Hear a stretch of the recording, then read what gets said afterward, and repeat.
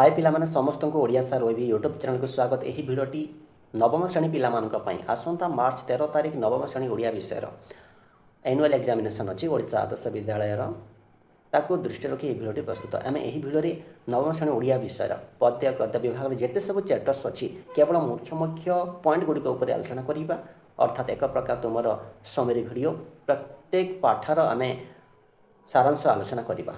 भिडियोटी भल लगे लाइक करदेव, केमती लगा कमेंट जनइब, चैनल को न आसते सब्सक्राइब करदेव। पिलाने ओडिया सार रवि व्हाट्सअप चैनल मु लिंक शेयर करी डिस्क्रिप्शन में अच्छे, तुम्हें ता लिंक उपर क्लिक कर फॉलो कर।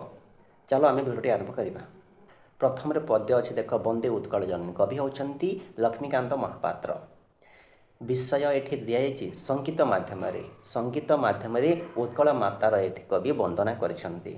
क्यों संगीत? वंदे उत्कल जननी संगीत। प्रथम आम जाना लक्ष्मीकांत महापात्र 1937 मसीह डगर पत्रिकार प्रतिष्ठा और संपादना करथिले। एही पद्य वंदे उत्कल जननी पद्य ओडिया अस्मिता प्रकाश पाउथुबारु एही कविता को बा एही पद्य को राज्य संगीतर मान्यता दि जाइथिला जून 7 तारिख 2020 मसीह। एठी कवि उत्कल मातार वंदना गान करिसेंती। हे उत्कल माता, तो हस जमती सुंदर, भाषा मत सेमती सुंदर। हे उत्कल माता समुद्र कूल तालतमाल वृक्ष शोभा पाउछि। समुद्रर पवित्र जलधारा तो शरीर को धोई दिए।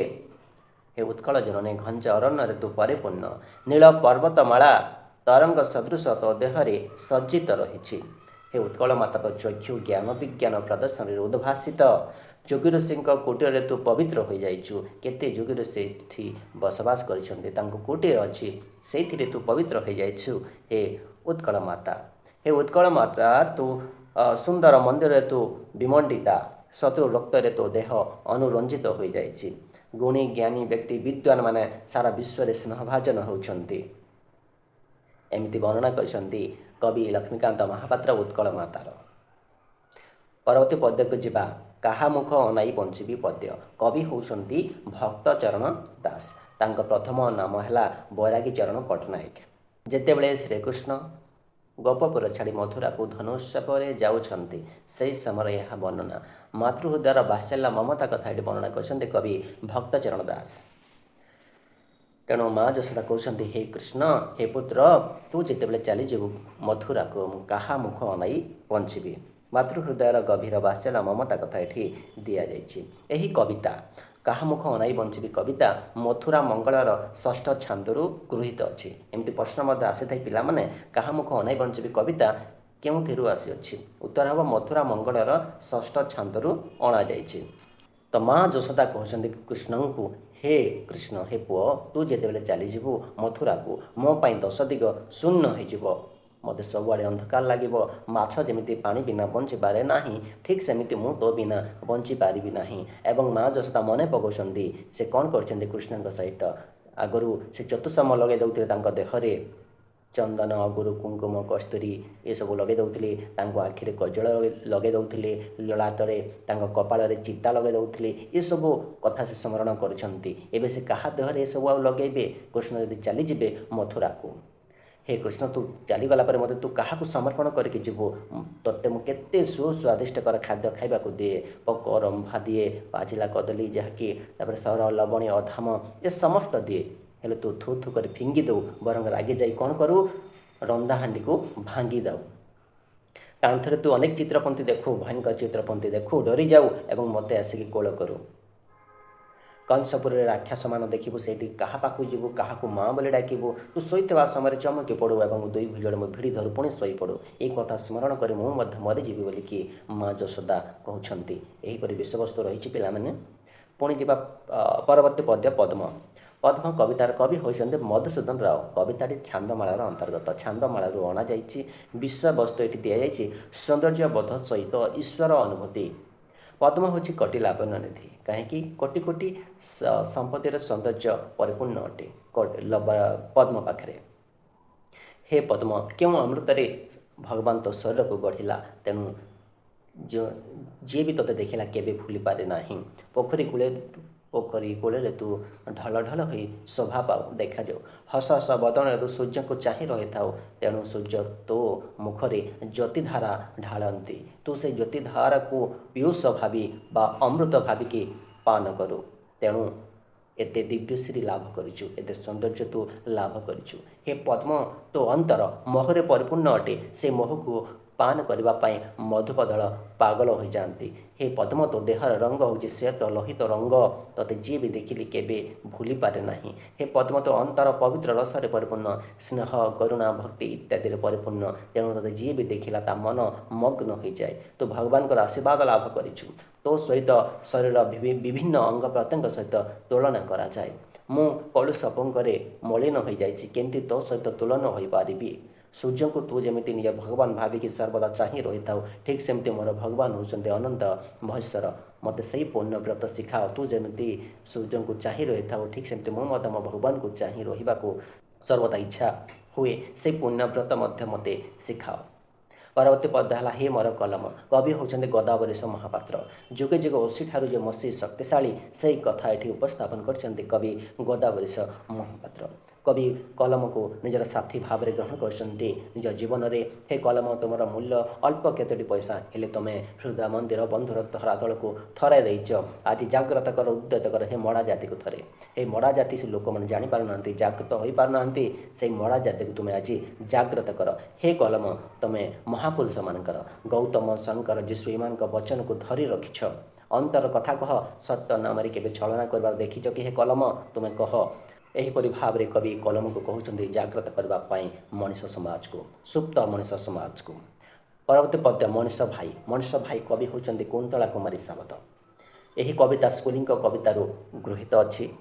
ମାଟିର ମଣିଷକୁ ମଣିଷ ପରି ବଞ୍ଚିବା ପାଇଁ ଏଠି କବି ଆହ୍ୱାନ ଦେଇଛନ୍ତି। ହେ ମଣିଷ, ତୁ ଝୁରି ମରିବାକୁ କି ବୁଡ଼ି ମରିବାକୁ ଜନ୍ମ ହୋଇନାହୁଁ।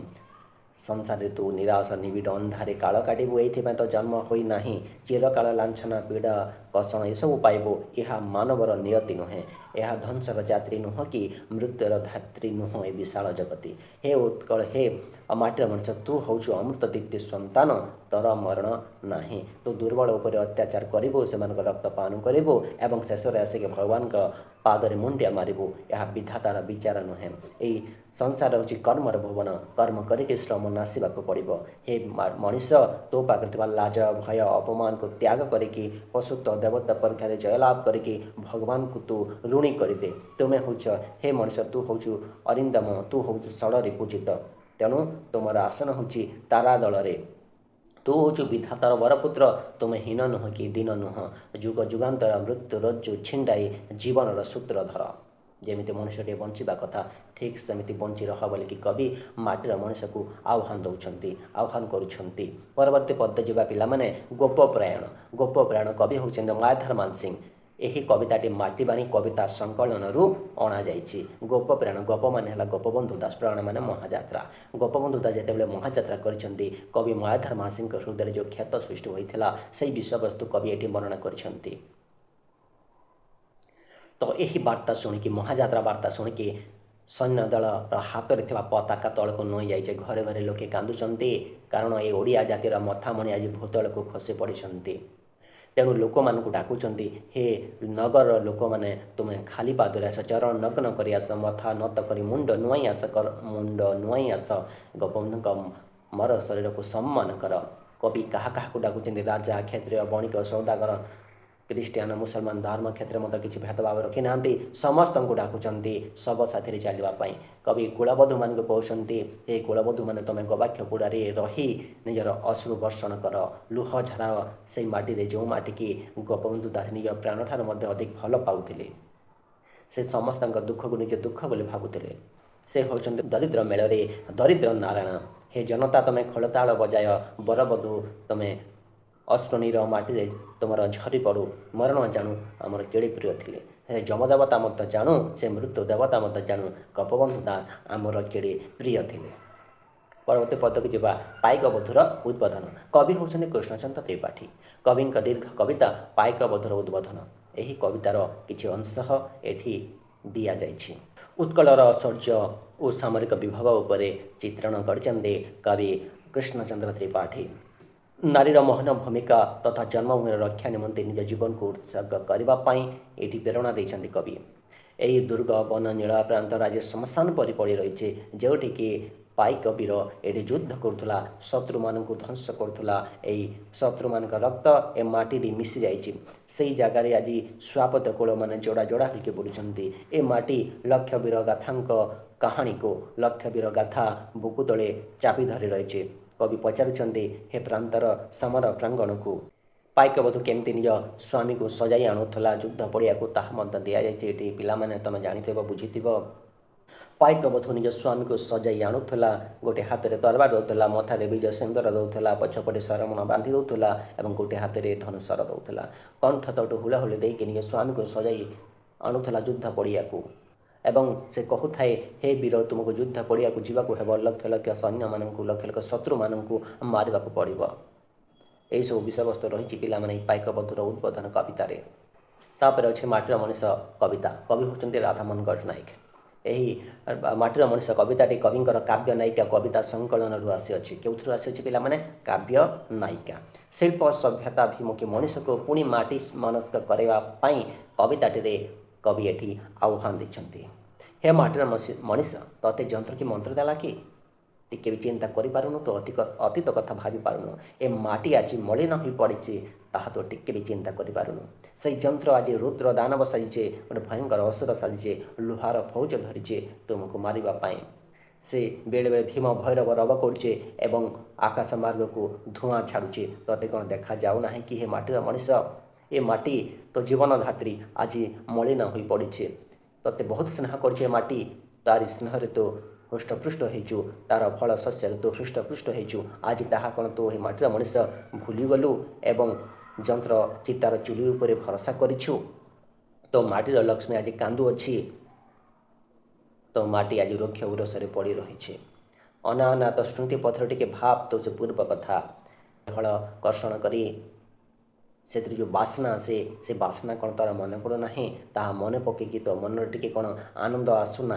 कि बोली कवि कहते से मन मताणिया गंध पक्व धानर पाचिला धानर मन मताणिया गंध तार कौन मन पड़ूना कि तो से समय आखो कियारे बसी कैशोर खेल करूँ खेलुलु नाचुलु डेउलु से आखु रस जहाँकि अमृत समान तार कौन मन पड़ूना कि से आखु तापर अच्छी कपा तैल कपा जो फुटी थाए तोते कौन था मन पड़े ना कि आकाश में तारा फुटवा पर से नदी को चपल चई नदी से नवबधू पानी बोहिकी आणु थाए जो शैली रे ताहा कौन तार मन पड़ूना कि से सुंदर दृश्य बोली कवि ये माटीर मनीष को मन पकई दौरान कहते हे माटीर मनीष कौन तार मन पड़ूना कि गोष्ठ बिहारी धेनु से बंशी बजाऊ थाए तो संतक समय लंगल लंगल तो डाकू अच्छी हे माटीर पतंगम मंगल जानी उर्वरता जानी तते आज किए डाकू अच्छी लंगल डाकू अच्छी आ चाष करू आउ माटी मनस्क ह जंत्र चितार चुली उपर भरोसा करना अकारणे आउ से जंत्र चितार धूआं साथी निजक धूआं करना यहीपर वर्णना रही पाने माटीर मनीष कवितार। परवर्ती विषय है गद्य विभाग अच्छी जातीय जीवन लेखक तथा प्राबंधिक होती मधुसूदन दास उत्कल गौरव मधुसूदन दास समस्त जानी 1903 मसीह उत्कल सम्मेलन गठित होता 1936 मसीहा एप्रिल 1 तारिख में उत्कल प्रदेश गठन है। संक्षिप्त जातीय जीवन प्रबंधटी उत्कल सम्मेलन एक विशेष अधिवेशन में प्रदत्त अभिभाषण ये है जातीय जीवन उत्कल सम्मेलन जो होता से गोटे भाषण अभिभाषण रखा जाइथिला से किसी अभिव्यक्ति अभिभाषण संक्षिप्त रूप होची जातीय जीवन प्रबंध। तो जातीय जीवन एवं मानवर व्यक्तिगत जीवन मध्य रही संपर्क निरूपण एठी लेखक मधुसूदन दास दर्शाई जातीय जीवन स्वरूप कौन पराधीन उत्कल मानू जातीयतार स्रोत सामिल हाँपाई ये कवि उद्बोधन देते। प्रथम कथा है आम मान पाखे जातीय जीवन अच्छी कि जीवन परिलक्षित हुए आम पाखे ताहा हूँ व्यक्तिगत जीवन शरीर ताहा काली श्मशान शेष हो शरीर अभ्यंतर जो आत्मा विद्यमान ताहा ईश्वर निकट में पहुँचब से जातीय जीवन प्रतिष्ठित हेले जाति जाति मध्य निश्चित भाव में सद्भाव सृष्टि हो जिते बेले भी आम कौन से काम करवा आम मन भितर जातीय गुण को धरी रखा जमीती जल जमी निजर जातीय गुण सर्वदा धरी रखी थाए जलर जातीय गुण है निम्न गति से जो स्थान भी रहे निज जातीय गुण धरी रखी थाए ଯେମିତି ଜଳର ଜାତୀୟ ଗୁଣ ନିମ୍ନ ଗତି, ଠିକ୍ ସେମିତି ଆମର ଜାତିର ଗୁଣକୁ ଆମ ଜାତୀୟ ଜୀବନକୁ ସର୍ବଦା ଧରି ରଖିବା। ଆମେ ଯେଉଁଠିକୁ ରହିବା, ଯେଉଁ କାର୍ଯ୍ୟ ବି କରିବା, ସେହି କାର୍ଯ୍ୟ କଲାବେଳେ ନିଜକୁ ପ୍ରଶ୍ନ ପଚାରିବା, ମୋର ଏହି କାର୍ଯ୍ୟ ଦ୍ୱାରା ମୋ ଜାତିର ନିନ୍ଦା ହେବ କି ନାହିଁ। ଯଦି ନିନ୍ଦା ହେବ ଆମେ ସେ କାର୍ଯ୍ୟରୁ ନିବୃତ୍ତି ରହିବା, ଓହରି ଯିବା। ଏବଂ ଜାଣିଥିବା ସମସ୍ତେ ଜାପାନ ଜାତିର ମୂଳ ମନ୍ତ୍ର କ'ଣ? ଜାପାନ ଜାତିର ମୂଳ ମନ୍ତ୍ର ହେଲା ମୋ ପ୍ରାଣ ଯାଉ ଲକ୍ଷେ ଜାପାନୀଙ୍କ ପ୍ରାଣ ଯାଉ କିନ୍ତୁ ଜାପାନ ଜାତିର ମାନବୃତ୍ତି ହେଉ। ଏହା ସର୍ବଦା ସମସ୍ତଙ୍କ ହୃଦୟରେ, ସମସ୍ତ ଜାପାନୀଙ୍କ ହୃଦୟରେ ଏହି ଭାବନା ନୃତ୍ୟ କରୁଥାଏ। ଲେଖକ ଏଠି ଦୋଷଗୁଣ ଦେଖିବା ସମୟରେ ଗୋଟେ ବକ୍ତବ୍ୟ ରଖିଛନ୍ତି। କ'ଣ ତାହା? ଆମର ଦୁଇଟି ଆଖି ଅଛି, ଗୋଟିଏ ଆଖି ଖୋଲା ରଖିବା, ଆଉ ଗୋଟିଏ ଆଖିକୁ ବନ୍ଦ କରିବା। ଖୋଲା ଆଖିରେ ଆମେ ଅନ୍ୟର ସୁଗୁଣ ଗୁଡ଼ିକ ଦେଖିବା, ସେଇଠୁ ଶିକ୍ଷା ଲାଭ କରିବା। ବନ୍ଦ ଆଖିରେ ଅନ୍ୟର ଦୋଷ ଗୁଡ଼ିକୁ ଦେଖିବା, ଅର୍ଥାତ୍ ତ୍ୟାଗ କରିବା, ଅଣଦେଖା କରିବା। ଯାହା ଆମେ ସୁଗୁଣ ଗୁଡ଼ିକ ଦେଖିବା, ନିରୀକ୍ଷଣ କରିବା ଏବଂ ନିଜ ଜୀବନରେ ତାହା ପ୍ରୟୋଗ କରିବା। ସୂର୍ଯ୍ୟଙ୍କ କଥା ଏଠି କହିଛନ୍ତି। ସୂର୍ଯ୍ୟ ନିର୍ବିକାର ଭାବରେ ସବୁଆଡ଼େ ସୂର୍ଯ୍ୟ ତାଙ୍କର କିରଣ ଢାଳିଥାନ୍ତି। ଦେଖିବ ସୂର୍ଯ୍ୟଙ୍କ କିରଣ ସେଇ ନାଳ ନର୍ଦ୍ଦମାରେ ପଡ଼ୁଛି, ନଦୀରେ ପଡ଼ୁଛି, ସମୁଦ୍ରରେ ପଡ଼ୁଛି, ତ ସେ କ'ଣ କରେ? ସବୁ ଶୁଦ୍ଧ ପାଣି ଗୁଡ଼ିକ ଟାଣି ନିଏ, ପୁଣି ପୁନର୍ବାର ସେଚନ କରିଥାଏ। ଏଇଥିରୁ କ'ଣ ଆମେ ଶିକ୍ଷା ପାଇବା? ଯେତେ ବି ଭଲ ଗୁଣ ଅଛି ଆମେ ଗ୍ରହଣ କରିବା ଏବଂ ଖରାପ ଗୁଣ ଗୁଡ଼ିକ ଛାଡ଼ିଦେବା। ପରବର୍ତ୍ତୀ ପ୍ରବନ୍ଧ ଭାଷା ଓ ଜାତୀୟତା। ଲେଖକ ହେଉଛନ୍ତି ଗୋପବନ୍ଧୁ ଦାସ। ଉତ୍କଳମଣି ଗୋପବନ୍ଧୁ ଦାସ 1877 ମସିହା ଅକ୍ଟୋବର 9 ତାରିଖ ପୁରୀ ଜିଲ୍ଲାର ସତ୍ୟବାଦୀ ଥାନା ପୁଣ୍ୟତୋୟା ଭାର୍ଗବୀ ନଦୀକୂଳ ସୁଆଣ୍ଡ ଗାଁରେ ସେ ଜନ୍ମଗ୍ରହଣ କରିଥିଲେ। ଏହି ଭାଷା ଓ ଜାତୀୟତା ପ୍ରବନ୍ଧଟି ସତ୍ୟବାଦୀ ପତ୍ରିକାରେ ପ୍ରକାଶ ପାଇଥିଲା। ଜାତୀୟ ଭାବ ଉଦ୍ରେକରେ ଭାଷାର ଭୂମିକା ଅତ୍ୟନ୍ତ ଗୁରୁତ୍ୱପୂର୍ଣ୍ଣ, ତାହା ଏଠି ଦିଆଯାଇଛି। ଜାତୀୟ ଭାବ ଉଦ୍ରେକରେ ଭାଷାର ଗୁରୁତ୍ୱପୂର୍ଣ୍ଣ ଭୂମିକା। ଭାଷାର ଏକତା ଥିଲେ ଭାବର ଏକତା ସୁନିଶ୍ଚିତ ଆସିବ, ଏହି ପ୍ରବନ୍ଧରେ ତାହା ଦିଆଯାଇଛି। ଆଜି ସମସ୍ତେ ଜାତୀୟତା ନିମନ୍ତେ ବ୍ୟାକୁଳ। ସମ୍ବାଦପତ୍ରରେ ଛପାଗଲା, ସଭା ସମିତିରେ ଭାଷଣ ଦିଆଗଲା, କେମିତି ଲୋକମାନଙ୍କ ମଧ୍ୟରେ ଏକତା ସୃଷ୍ଟି ହୋଇପାରିବ। ପ୍ରକୃତରେ ଏ ଜାତୀୟ ସମସ୍ୟା ଭାରତ ପକ୍ଷେ ବଡ଼ ଗୁରୁତର। କେତେ ପ୍ରଦେଶ ଅଛି, ପ୍ରତ୍ୟେକ ପ୍ରଦେଶ ପୁଣି କେତେ ବ୍ୟବହାରଗତ ପାର୍ଥକ୍ୟ, ତହିଁରେ ପୁଣି ଅସଂଖ୍ୟ ପ୍ରକାର ଶ୍ରେୟ ସ୍ୱାର୍ଥରେ ବିବାଦ ଏସବୁ ରହିଛି। ତେଣୁ ବର୍ତ୍ତମାନ ଭାରତ ପକ୍ଷେ ବଡ଼ ସମସ୍ୟା ହୋଇଗଲାଣି ଏହି ଜାତୀୟ ସମସ୍ୟା। ଆଗକାଳରୁ ଆର୍ଯ୍ୟ ସଭ୍ୟତା ମେରୁଦଣ୍ଡ ରୂପେ ରହିଥିଲା। ଆଜି ଆମେ ବୁଝିଥିଲେ ଭାବ ଏବଂ ତେଣୁ ଭାଷାର ଏକତା ମାନବ ପ୍ରାଣର ମିଳନ ପକ୍ଷେ ଏକମାତ୍ର ପନ୍ଥା ବୋଲି ଜାଣିଥିଲେ। ତେଣୁ ତାଙ୍କର ଯେଉଁ ଗୋଟିଏ ଭାଷା ଥିଲା, ସେହି ଭାଷା ଯୋଗୁଁ ସେମାନେ ଏକଜୁଟ ହୋଇକି ରହିଥିଲେ। ଦ୍ରାବିଡ଼ ସଙ୍ଗେ ଆର୍ଯ୍ୟର ସଂଘର୍ଷ ହେଲା, ସେ କ୍ରମେ ଆର୍ଯ୍ୟ ଭାଷା, ଆର୍ଯ୍ୟ ଭାବ ଏବଂ ଆର୍ଯ୍ୟ ସଭ୍ୟତା ସମସ୍ତେ ଗ୍ରହଣ କଲେ। ବର୍ତ୍ତମାନ ଆଜି ଭାରତରେ ପ୍ରାଦେଶିକ ସ୍ୱାତନ୍ତ୍ର୍ୟ କ୍ରମେ ନଷ୍ଟ ହୋଇଯାଉଛି।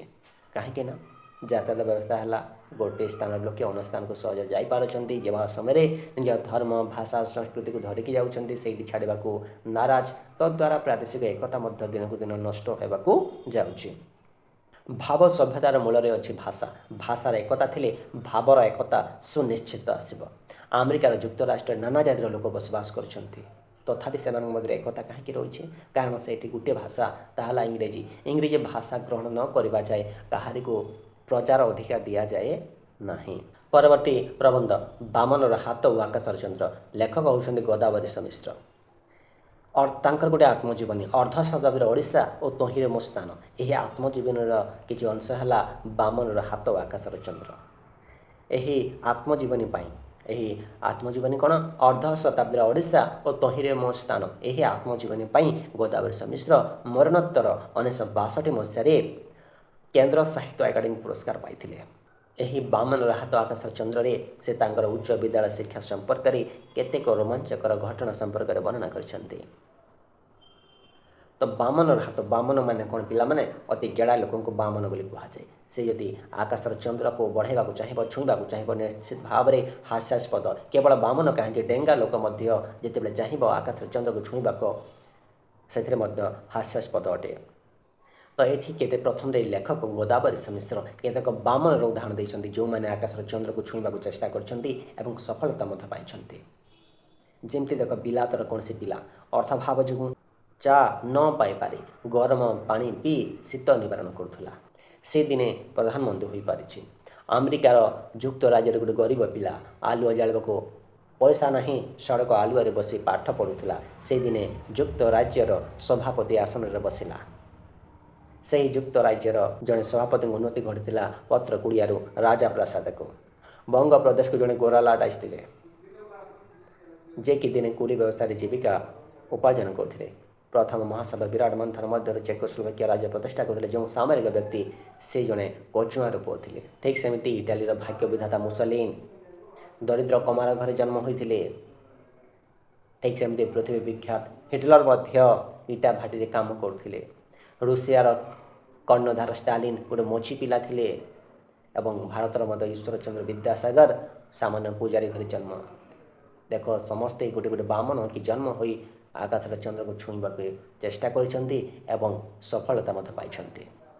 एठी बामन हाथ आकाश चंद्र ठीक सेमती गोदावरी मिश्र ठीक सेमती गोदावरी मिश्र गोटे बामन से केमती पाठ पढ़े बड़ भल मनुष्यटे हे बड़ चाकरी करेंगे तेणु तांका पक्षे कष्टसाध्य। तेणु द्वितीय शिक्षक माधव मिश्र थे कहले एंट्रांस खंडक पास कले मनीषरे गणा हेब। प्रकृत में से समय जे एंट्रांस खंडक पास करता एंट्रांस मान से समय कौन मैट्रिकुलेसन जी पास करूला मनीषरे गणा होता। केते लोक घर आगे जमा हुए किए पास कला ताको लोक मैंने देखा आसती केते सरबराकार आसती जुटती पचारती केते कथा तो तांका घरे पैसा पत्र अभाव तेणु से छोट अस्थायी माइनस स्कूल बसी पाठ पढ़ुं से एक दिन कौन है तहसीलदार जनक आसी स्कूल परिदर्शन देखिले कहीं से एठी पढ़ुची शिक्षक ठार पचारि जानिले तांकर आर्थिक अवस्था तेणु तहसीलदार महोदय गोटे चिठी माध्यम लिखिले रामकृष्ण बोस पाखक निकट को लिखिं जो रामकृष्ण बोस कटक से जुगर जड़े ख्यातनामा वकील हरिवल्लभ बोस पुतरा थे से शशि निकेतन में रोते। तो लेखक गोदावरी मिश्र से जाइछन्ति रामकृष्ण बोस पाखक से 5 टंका आनी। नारी जातिर महेश प्रतिनिधि होती दुर्गा लक्ष्मी सरस्वती यह प्रश्न आसता है पाने नारी जातिर महेश प्रतिनिधि रूपे क्यों मैंने परिचित उत्तर लिख दुर्गा लक्ष्मी सरस्वती।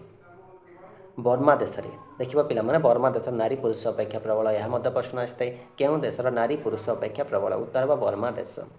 विवाहित पुओ को कौन कहुए भर्ता कहुए और विवाहित झील को भाजिया कहुए।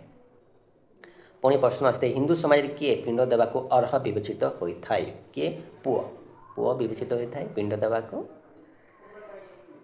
बेले बेले अधिक झील जन्म को कहीं के अभिशाप मणि था कहीं कारण कौन ताहा मत 2 मार्किया प्रश्न आसी थाए कारण उचित समय बरपत्र जुटती ना कि बर पात्र कौन करती तार फायदा उठाई अधिक यौतुक दाबी करती यौतुक पढ़ा जो केते बापा माँ मृत्युवरण करते आत्महत्या कर दियंते एवं कन्या माने आत्महत्या कर दियंती। वर्तमान पुरुष सहित नारी संपर्क नियंत्रण करने गोटे बड़ सामाजिक समस्या हो गला।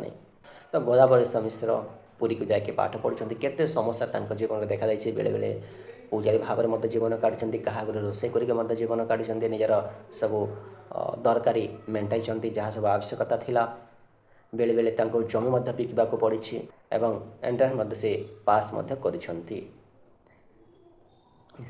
से पुरी थी समय पैसार अभाव बड़ दाण्ड को जाती ना कारण से जो खाद्य सामग्री थी ताहा देखीदे पार्टी टाकू टाकू हुए लाल बही जाए खाइबा आशारे किंतु पैसा नहीं तेणु से जाती ना से बेलाभूमि को। परवर्ती प्रबंध प्रकृत बंधु लेखक होती गोपाल चंद्र प्रहराज।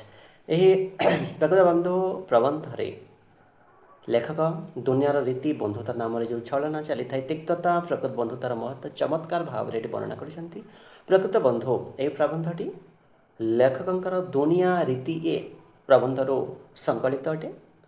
प्रथम कथा है गोपाल चंद्र प्रहराज जीवन में लोकों सहित बंधुता स्थापन करते जन स्वार्थ नहीं आसी किसी लाभ उठेवा उद्देश्य आसी पुणी चली जाती जीवन जहाँ सब घटी जाए जिते सब से मन पकाउछन्ति प्रथम है जीवन रु 10 वर्ष जाए किसी मन ना तेणुक प्रथम धाड़ी लिखिं लेखक मो जीवन प्रथम 10 वर्ष अणहज अवस्था बीतला परवर्ती समय विषयवस्तु परवर्ती समय कहानी ये दि जाइए जो अनेक सूत्र बंधु बांधव मिली जन्मतः विवाहतः समाजतः कर्मक्षेत्रतः इत्यादि अनेक सांगसाथी जोटी प्रकृत बंधु क्या कहुए आम क्या प्रकृत बंधु बोली कहवा तार संज्ञा ये उपस्थापन करफलपेक्षु बंधु प्रकृत बंधु से भगवान पूरा दीनबंधु नाम दि जाइए एकासे बंधु पदवाच्य अन्य सब बंधुता देखा सुंदर कखारु बड़ी किसी बंधु तुम पाखु आसबे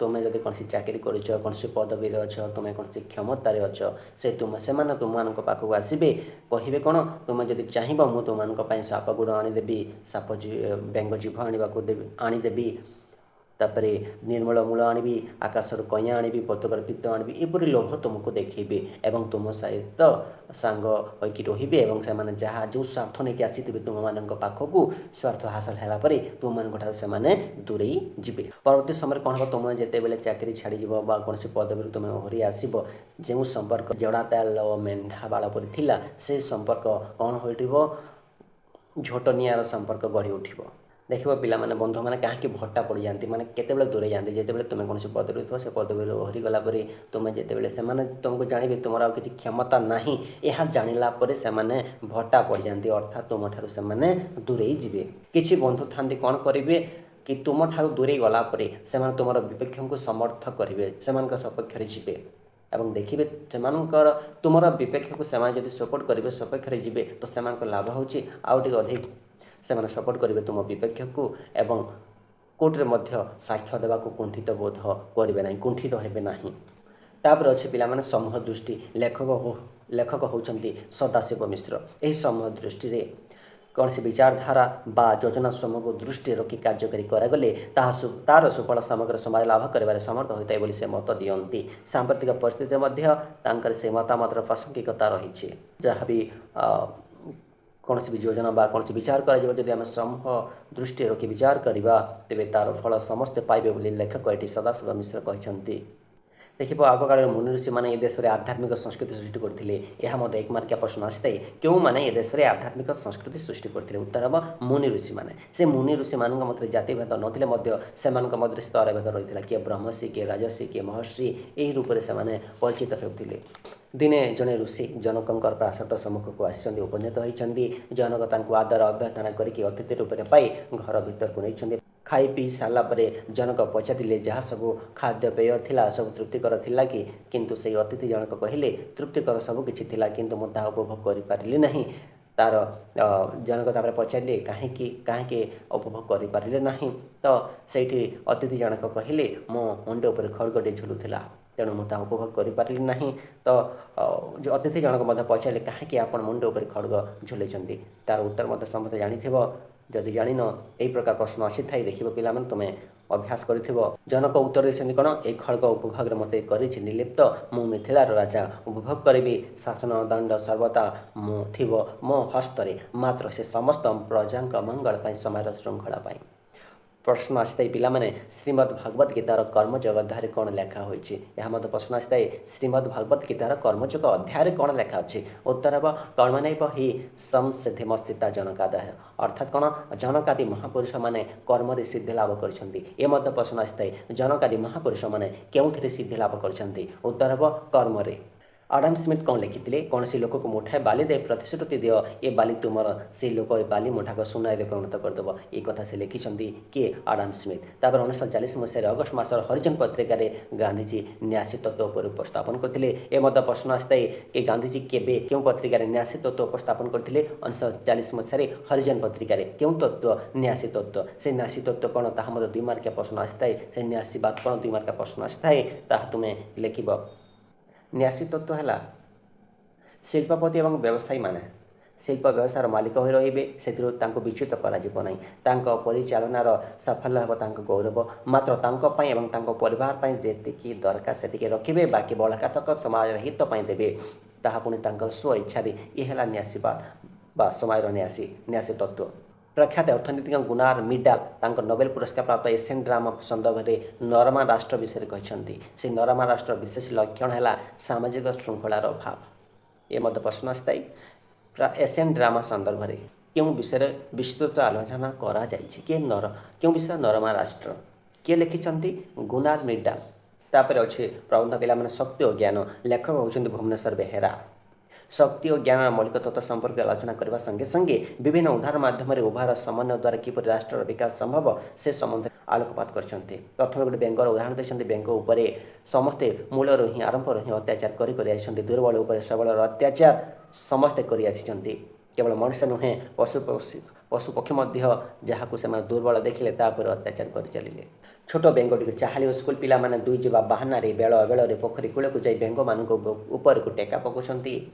ସ୍କୁଲ କଲେଜରେ ଲାବୋରେଟୋରୀରେ ବେଙ୍ଗକୁ ଖଣ୍ଡ ବିଖଣ୍ଡ କରି ପରୀକ୍ଷା କରାଯାଉଛି। ବଡ଼ ବଡ଼ ହୋଟେଲରେ ରୋଷ୍ଟ କରାଯାଉଛି। କେତେ ଦେଶରେ ପୁଣି ବେଙ୍ଗ ଗିଳିବା ପ୍ରତିଯୋଗିତା ଆରମ୍ଭ ହୋଇଗଲାଣି। ଏହିପରି ବେଙ୍ଗ ଉପରେ ଅତ୍ୟାଚାର ସର୍ବଦା ଆରମ୍ଭରୁ ହିଁ ରହିଆସିଛି।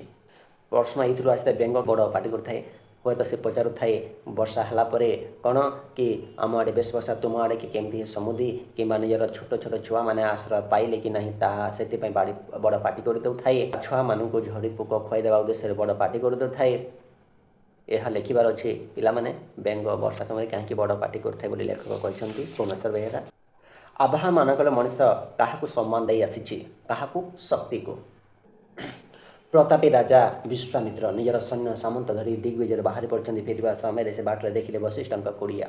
ସେଇଠି ସେମାନେ ବିଶ୍ରାମ ପାଇଁ ଯାଇଛନ୍ତି। କିନ୍ତୁ ବଶିଷ୍ଠ ଏତେ ସୈନ୍ୟ ସାମନ୍ତ ପାଇଁ କ'ଣ ଖାଦ୍ୟପେୟ ସବୁ ବନ୍ଦୋବସ୍ତ କରିଦେଲେ। କିନ୍ତୁ ବିଶ୍ୱାମିତ୍ର ଆଶ୍ଚର୍ଯ୍ୟ ହୋଇଗଲେ। ସାଧାରଣ ଋଷି ହୋଇକି କେମିତି ଏତେ ବନ୍ଦୋବସ୍ତ କରିପାରିଲେ? ପଚାରି ବୁଝିଲେ କି ବଶିଷ୍ଠଙ୍କ ପାଖରେ ଗୋଟିଏ କାମଧେନୁ ବୋଲି ଗାଈ ଅଛି। ତାରି ଯୋଗୁଁ ହିଁ ସମ୍ଭବ ହୋଇପାରିଲା। ତେଣୁ ବିଶ୍ୱାମିତ୍ରଙ୍କ ମନରେ ପୁଣି ଲୋଭ ଆସିଲା ଏବଂ କାମଧେନୁ ଗାଈକୁ ଜୋର ଜବରଦସ୍ତି ଛଡ଼େଇ ନେବାକୁ ଚେଷ୍ଟା କରିଛନ୍ତି। କିନ୍ତୁ ବିଫଳ ହୋଇପଡ଼ିଛନ୍ତି। କାରଣ ତାଙ୍କ ପାଖରେ ଶକ୍ତି ଅଛି କିନ୍ତୁ ଜ୍ଞାନ ନାହିଁ। ବେଳେବେଳେ ସେହି ଶକ୍ତି ପାଶବିକ ଶକ୍ତିର ରୂପ ନେଇଥାଏ। ଜ୍ଞାନ ବିନା ଶକ୍ତି ଯେପରି ପାଶବିକ ଶକ୍ତିର ରୂପ ନେଇପାରେ, ଶକ୍ତି ବିନା ଜ୍ଞାନ ସେପରି ପରିହାର ସାମଗ୍ରୀ ହୋଇପାରେ। ଏ ଥିଲା ପିଲାମାନେ ମୁଖ୍ୟ ବିଷୟବସ୍ତୁ, ମୁଖ୍ୟ ପଏଣ୍ଟ ଗୁଡ଼ିକ ଉପରେ ଆମେ ଭିଡ଼ିଓଟି ଆଲୋଚନା କଲି। ଭିଡ଼ିଓଟି ଭଲ ଲାଗିଥିଲେ ଲାଇକ୍ କରିଦେବ, କେମିତି ଲାଗିଲା କମେଣ୍ଟ ଜଣାଇବ। ଚ୍ୟାନେଲକୁ ନ ଆସିଥିଲେ ସବସ୍କ୍ରାଇବ୍ କରିଦେବ। ପୁଣି ଦେଖାବେ ପିଲାମାନେ ଆଉ ଏକ ଭିଡ଼ିଓରେ।